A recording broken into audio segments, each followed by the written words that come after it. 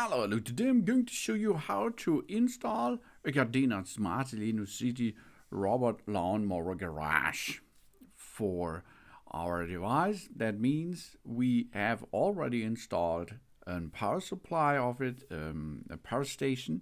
This maybe we have to unscrew first to make the place for the dimensions of the additional garage ready. Okay, so get it into position, and if you are get it into position, that means the garage has to install in the backside of your power supply of your Gardena Smart InnoCity Robot Lawnmower, or not only the smart model, of course, the others are possible to get covered by this garage too.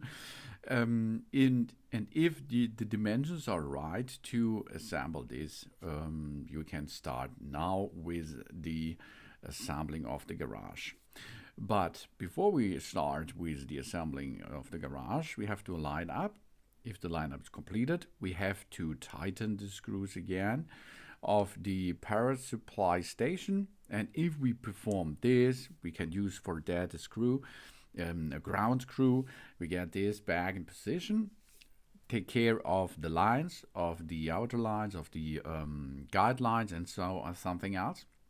And if you reached and get all in position, you're ready to attach the garage on the power supply system again. You have to tighten all the ground screws easily, and then it is there. You can try that it fits, that it matches to your robot lawnmower. Get him into the power supply, and one is really important: go to the setup process.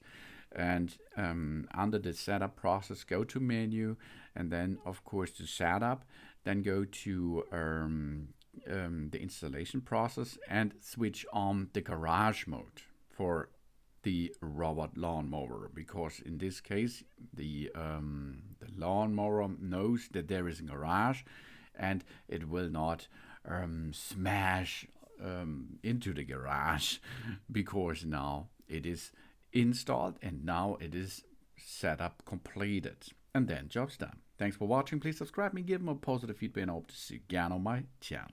Soon.